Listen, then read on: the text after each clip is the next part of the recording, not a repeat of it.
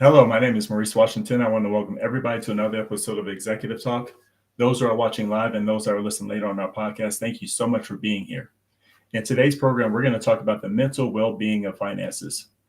As we know, finances is a huge topic. It's something that everybody is thinking of every single day of their lives as to how they're going to make ends meet, how they're going to progress forward, and how they're going to be able to support their families. So in today's conversation, I have Kerri Farren with me to have this discussion. So without further ado, how you doing, Kerri? I'm doing marvelous today. The sun is out and we have a blue sky. So what else can you ask for? That's exactly right. I like that. I like that attitude. That's right.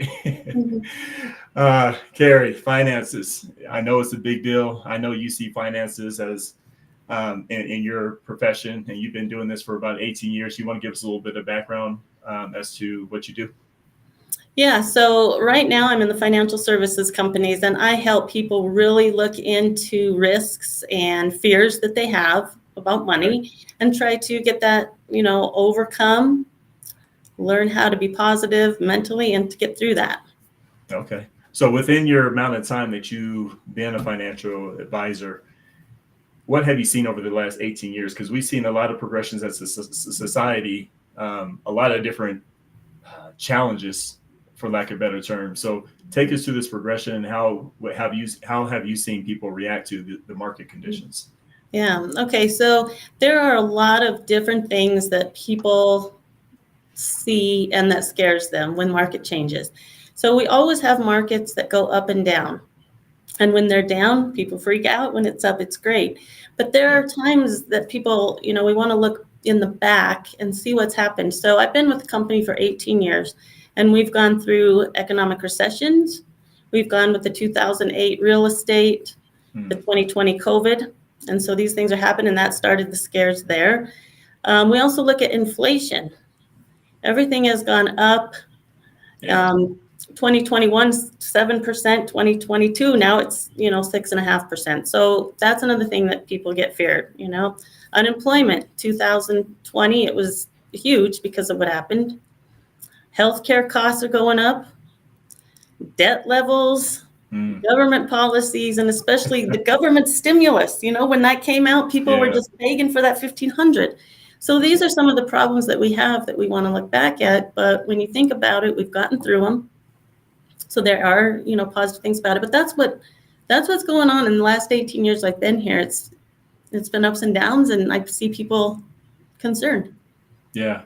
And one thing that I've learned, Kerri, over the time I've been around is, and even as just you and I individually, we can both agree on money can do some weird things to your mind. Right. I mean, it's never, one thing I feel comfortable saying is that people never really feel comfortable when it comes to money. It's like when you're doing well, you have a level of comfort, but you don't want to ever do bad again. But when you're doing bad, you're trying to do better. Mm-hmm. So there's really no gray area there. Mm-hmm. So here's a couple of statistics that you provided for us. And I want to make sure everybody that's watching here sees it. And this is something that caused a lot of anxiety and stress. And the last CNBC report, the average debt of each generation is about 101,000. So we have Gen Z here at 25,851, millennials at 115,784, Gen X 154 on average, and baby boomers at 96,087. Kerri, you want to take us through some of these numbers and what they represent? Yeah, when we look back at these debts, baby boomers, they're the ones that started this. We look at 96,000. That's when we had more population. That's when everything boosted. Population went up, but the debt also went up to 96,087. Even back at that time, there was such thing as credit cards and debt and buying homes. Gen X, which is me, apparently we got into it and wanted to spend a lot more money and just got into those debts thinking everything would be okay. Millennials, a little bit lower, and Gen Z starting now, but they're still, beginners. So this 25,851 may be going up, but I don't know. You just look at the history and it's all started with debt. And it's interesting. You're right. When I think about this, and you said something earlier in your conversation, one thing that trails with each generation is inflation. and you really never really quite know your expenditures seem to increase based off inflation rates. Is that a direct correlation? Exactly. Yes, they grow together and continues. It continues. Okay. So let's talk about overall debt. This is something that you had mentioned, which is startling, but the consumer debt is at about 17, on average, about $17.6 trillion. And we're looking at credit cards at 1.3 trillion, student loans at 1.57 trillion, personal loans at 356 billion, housing and mortgage 12.3 trillion, and we have auto loans at 1.58 trillion. How do you wrap your mind around this as a financial advisor? Um, what I see about that is of the wanting of people, what Mm, they want, what they want to do, and that's especially with the credit cards. It was easy. As a child, I thought it was just give a credit card and then you never have to pay for it. It got in my head that it's no big deal to use your credit card. When you right. start with them, you don't understand how they work. You don't understand interest on that and anything. So that starts when you're young, I think. But then when some things happen, like the pandemic, then they're really used a lot and it goes up. Then you're in debt for a very long time. The other one I really look at are the student loans. Yes. There's kind of this thing between the student loans that it was going through that time where they were going to cancel and just write them off. Yeah, that's right. And there were two things that they looked at, though. The people that actually had one and paid it off were kind of discouraged about that Hmm. because these ones other got gone. But let me tell you about it is student loans are given right when you get out of high school. You don't That's so know true. what it's going to happen. And you're also told that with your, um, your college education, you can get a job and you'll be able to Hmm. pay it all back. That's right. That's So of right. course they're going to want that. That's right. Yeah. And then of course housing and mortgage, it's gone up, but you've had problems in 2008 where it's crashed, but it's going Yeah. back. Auto loans are trillions, so it just continues to go because it's what people want. I love what you're saying. This is, as you're talking, this is what comes to my mind, and tell me if I'm on the right track. There's a plan that's put in place here in America. It is what it is. It's just one of those things. So when you get out of high school, you're trying to get into that freedom mode where you have your own. So you have your mortgage, you have your own car, so you can be free. You get personal loans to make up for the finances that you don't have. Let's see here. You have a student loans based on this, like you just said, the thought of if I get this, if I get this student loan, if I go for this particular career, then I can actually make XYZ amount of money, which pays for my auto loan and my housing and so credit cards in the meantime while you're trying to be in school, or again to make up for what you don't have income wise, which it seems like you get caught in this bubble because there's a plan in place, but then sometimes this bubble ends up trapping you and you never see it go away. Yeah, it goes around and round and continues. You have to do this to get to here, but you can't do this until you get here. You can't do this. That's It it. just continues to go around, and some people need to get part-time jobs just to be able to get their career going. And then there's time consuming there. So it can just, yeah, round and round, and it takes a long time to get used to it and fix it. That's true. And which leads us into this, and I think everybody needs to really start paying attention to the correlation here. So we have this debt, and we have this word called scarcity.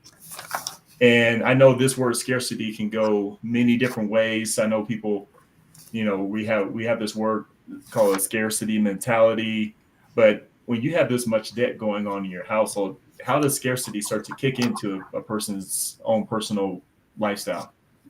Oh, it can get into so many different things. People start feeling like they have nothing and that they're going to stay with nothing and they really don't know what to do. So the stress gets in there and then they start believing that the debt that they're in, they're never going to be able to get out of it.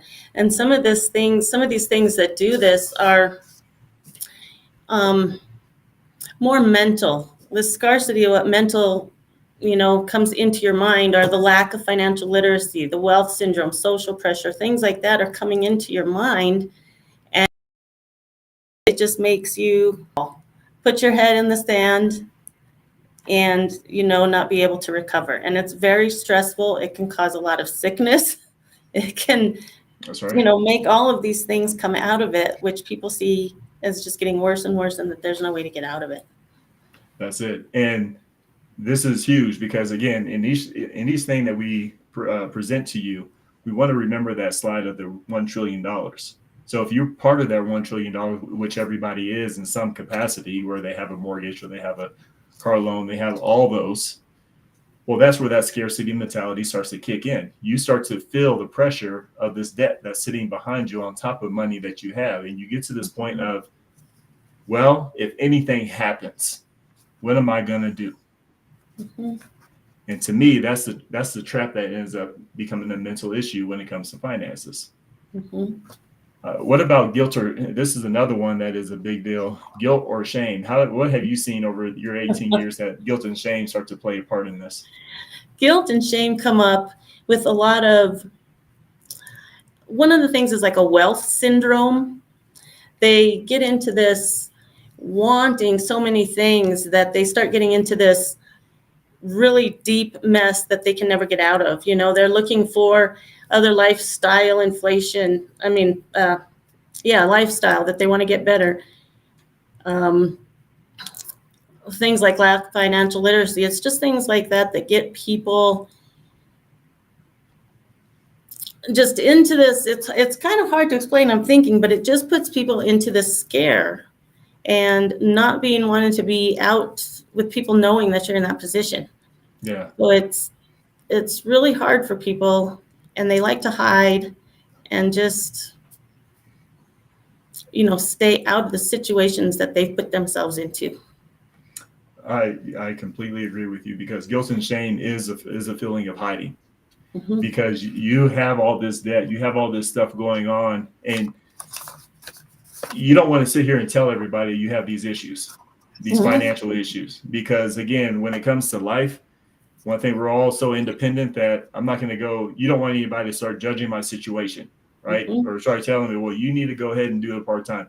You need to go ahead and do this, because that's exactly what you hear. You don't really hear help. So you get these finances, you get these loans, you're trying to live this lifestyle, you're not seeing an increase in your new job, and then now you're stuck in this fear, scarcity, which causes, like you said, guilt and shame. Mm-hmm. So that is the pattern in which people are starting to flow in. So you're making this make sense for me. I appreciate that. Mm-hmm. Here's another point that I want you to really address is competitiveness. And maybe this has some connection to the guilt and shame. Yeah. People really want to have those status symbols. Mm. They want to look good. They want to be better than people. And there are a lot of things that can happen with that. Are the social comparison.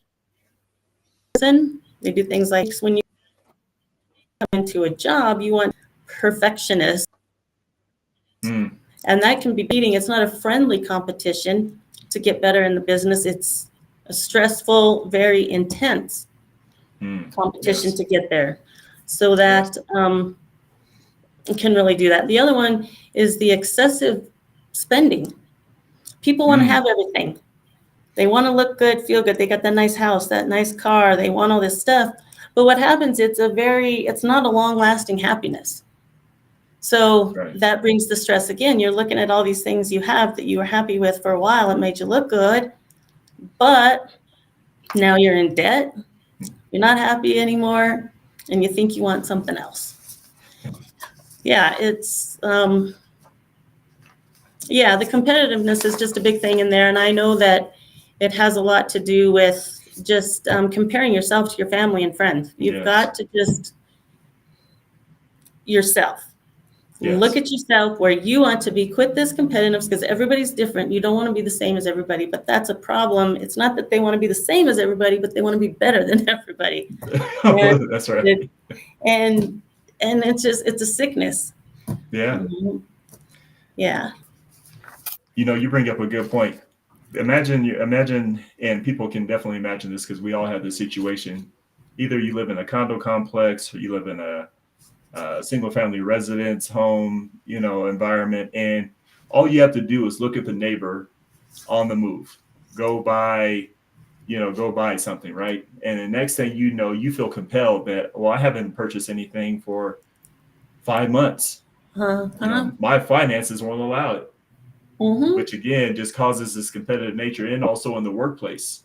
Uh, People do strange things to other people just to make sure they get the next promotion, so that way they can get their income up. So you're right, that competitive drive when it comes to finances to get out of that guilt and shame or scarcity happens to people, and I feel like that's another thing that money can overwhelm a person. Yeah, it can. And, I don't like to talk about myself and things, but I will tell you that I am very competitive and I do look at my cousin. Her house Right. is huge. She's got all this stuff, and I am one of those. Sure. And she's a cousin of mine. So I understand that, and I'm trying to improve with myself on that. But it is very hard to not be competitive like that and want more. But like I said earlier, once you have it, it's it's gone. It's not fun anymore. So you just Yeah, wasted money and time, that's and right. mine. And you wasted mine. No, that's spot on, because it brings me up to this point right here, which is materialism. And like you said, there's nobody exempt from materialism, because everything is new and everything looks like you need it when you really don't. Hmm. Right? It looks like and it's almost part of that scarcity. Well, I haven't purchased anything in a long time, so let me buy something new. It Yeah. feels good, like you said, for a quick moment, but at the same time, you're spending money that you don't have. So take us down this road a little bit further, because I know you have a lot of stories in this regard. Yeah. So again, it's kind of like the financial comparison. They want to they want to prioritize their success over values of relationships, which can cause health problems, personal problems.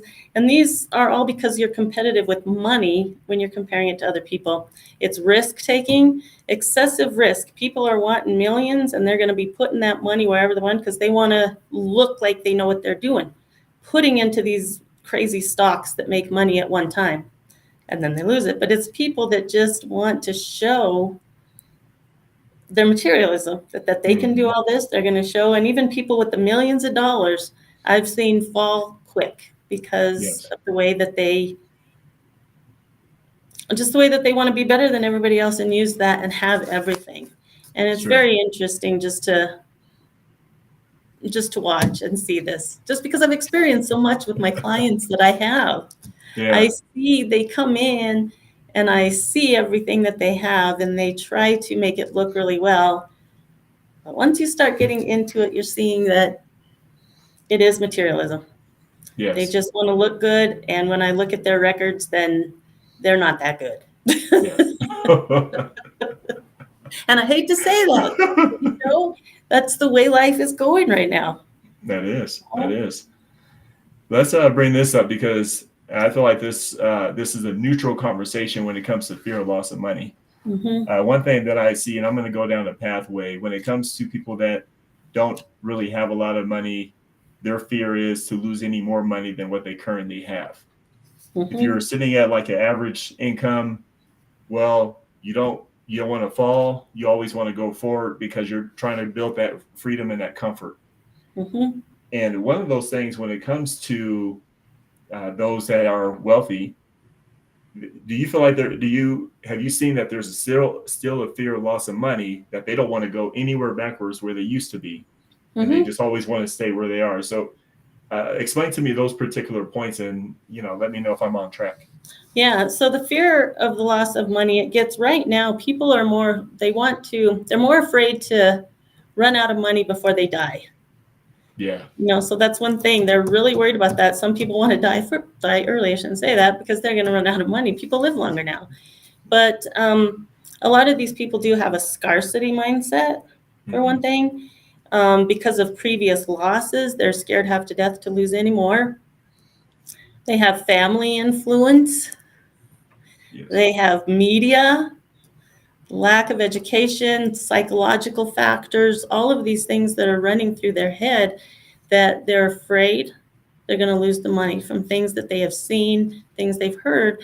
And so people, they really want to try to save as much but even with that, they're still scared half to death. Absolutely. Lots of things happening in the future. I mean, we've seen things, especially the elderly, when all of a sudden things happen, all of a sudden now they need a home. They need Yes. caregiving. They need to go into assisted living. That's right. Something may happen with sicknesses that all of a sudden you need to be in the hospital. And I've talked to a lot of people that say, well, when I get to 65 or whatever, I can retire. My house will be paid off.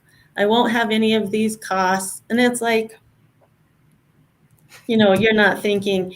And Yes. it's just an experience that I went through that I get emotional when I talk about it. And that is my dad. Hmm. He had fairly good income, but I found out later that he didn't have enough saved, and we got him into assisted living, and it was very tough to get through that. You don't realize what that long-term care is, especially if you live longer and you don't have your help from family or anything like Yes. that. So it's just a point that I'd like to, point out is that the fear of loss of money is so big because you have to have millions anymore when you retire to be able to live. And one more thing on that is I was looking for a place for my dad.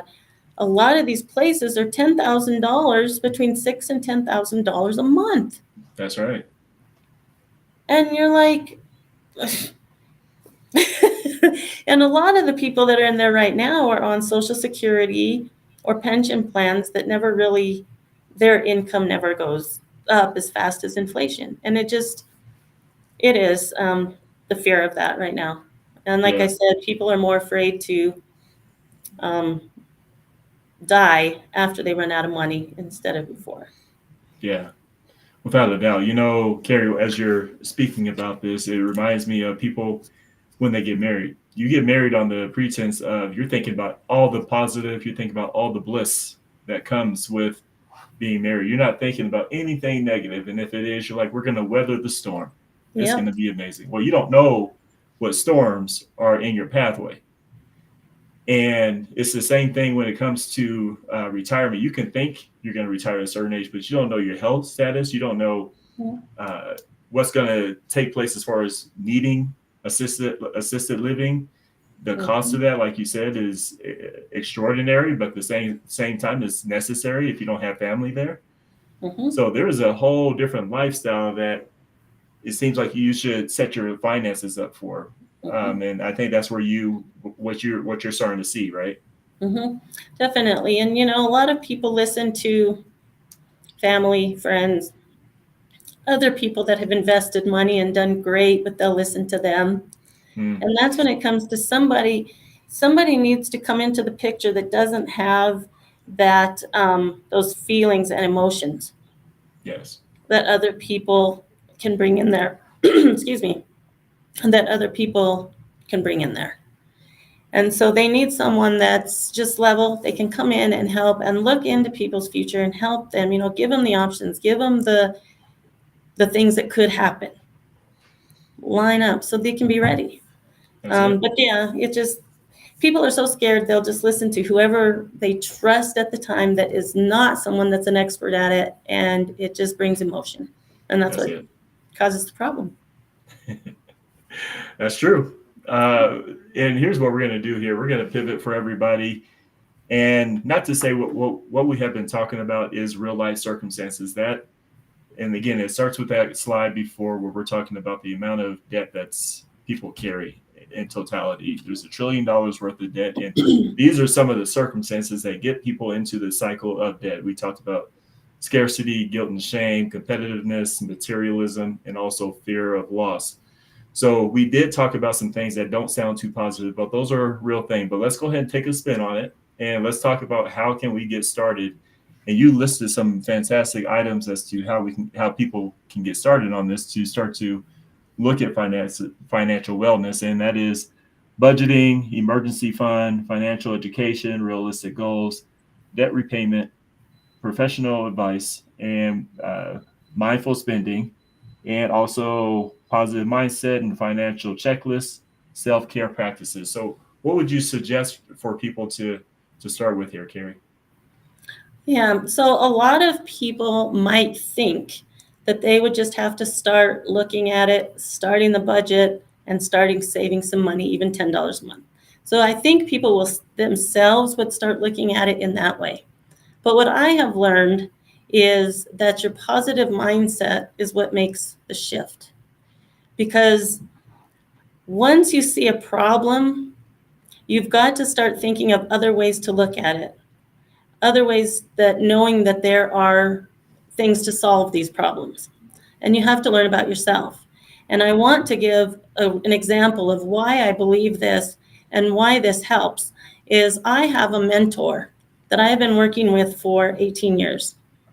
And his story was how he started 20 years ago, was in $100,000 some dollar debt, had all these problems. And I'm not really going to get into his story. I'm just going to say how it helps people.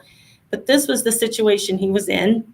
He had been married once, lost. Now he's married a second time and afraid he's going to lose that relationship. So what he did was he said, okay, I'm never going to do this again. I'm never going to be in this much debt, and I'm never going to have to borrow money. So he sat down and really started thinking, doing mental positive thinking about himself. He wanted to grow. He wanted to see the positive things that are out there that he can do. Once you start getting positive with yourself, making goals for yourself, seeing your life in a positive way, things can change really quick. You know, he learned how to control things, and he went from that debt of 100,000 and now he's bringing in over $1 million a year. And he's the mentor that I'm with, that I'm learning from on changing your mind. Don't look at the fear. Look ahead on what can happen and how you can change your mindset to be able to get past that. And I think once you get that and you're growing with yourself, then you can look back and start saying, okay, I can save this much money a month. I can do this. I can do this, because you're seeing a goal in your life of what you want, and your mentalness is now more focused on that than all of these negative things that are out there that you can't control, that's bringing everybody to their stress level, and it's keeping them where they are. Yeah. So that's what I've learned, and that's what I'm growing from. I've seen other people do that, and it's a mindset. It's a total mindset on how you can change your view on money, view on your whole life, view on your future. It can make a drastic change of your life. It's amazing advice. I'm going to look at this slide as well and see what I think, and just want to have your thoughts. When I look at this, I look at self-care. Yeah, I look at self-care, and when I think about self-care in this circumstance, it reminds me of starting over. Feel free to start over. One thing that, and I've been doing a lot of research on this, but one thing that causes debt is our younger self. It was so quick to get independent, and so quick to have, and so quick to have a car, have your wife or a husband, to have a big house, to have this particular car, to have this, to have. And now that having caught up with us. Mm-hmm. And I feel like this is the moment for us to all take a look at our younger selves in this moment and think about pausing and redoing the way that we thought about how this, because a lot of it has got us in a frustrated point. And in order to start making that shift, it's an opportunity for us to start over and do things better for the future. Like you said, there's some serious events in your life that you didn't know came up, and you've already experienced that. So now you have knowledge. So now what do you do with that knowledge for the future? And this is the opportunity for us to take a break and move forward in a different direction. Kerri, what final thoughts would you want to give everybody to start making the move? Well, there are a couple things, and that what you were just saying made me think of one more thing to talk about. And when you look at your generations, you look and see what your parents have done. Your parents have seen what your grandparents have done. So it continues in your life. And that's when you need to really sit down, think about it, and look into your life. Excuse me today. really look into your life and see how you can change what you've gone through. And that's, the mindset on how to start working on that. But the other thing is that when you're planning for your life, things can change at any time, like we just talked about. And that's what financial advisors are there to help you with, to be able to get you through those obstacles and to help you see the future a little bit more.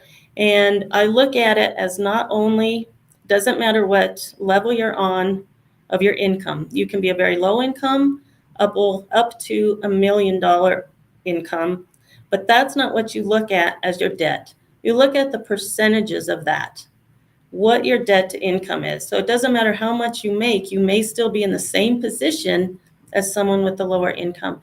And that's what we're here to help you with, is to look into these, help you get different objectives, see different ways to do things, and be able to get out of that fearness that you have for money. And that's what we're here for, to do. And I hope that really made a lot of sense. And that's the main point that I believe.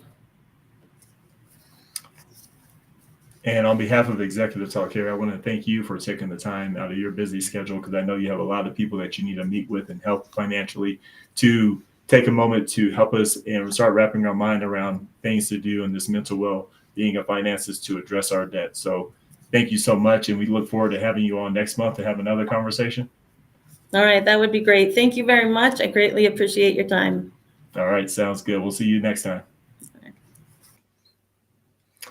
And for all the viewers and all the listeners, thank you so much again for taking your time out of your schedule to watch our program here at Executive Talk.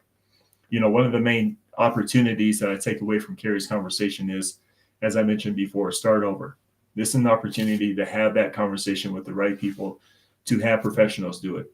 One thing I do understand about Lifetime and us in general, we're all in this vortex of a do-it-yourself society. This do-it-yourself society, in some things, it's very successful. It helps. It works out.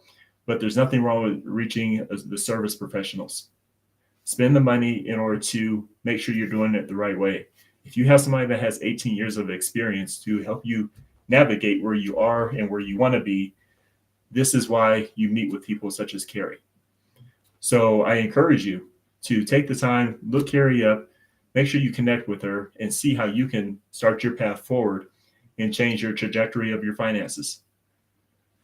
Again, thank you so much for being here. But Kerri and we actually have to get back to work. So we'll see you next time.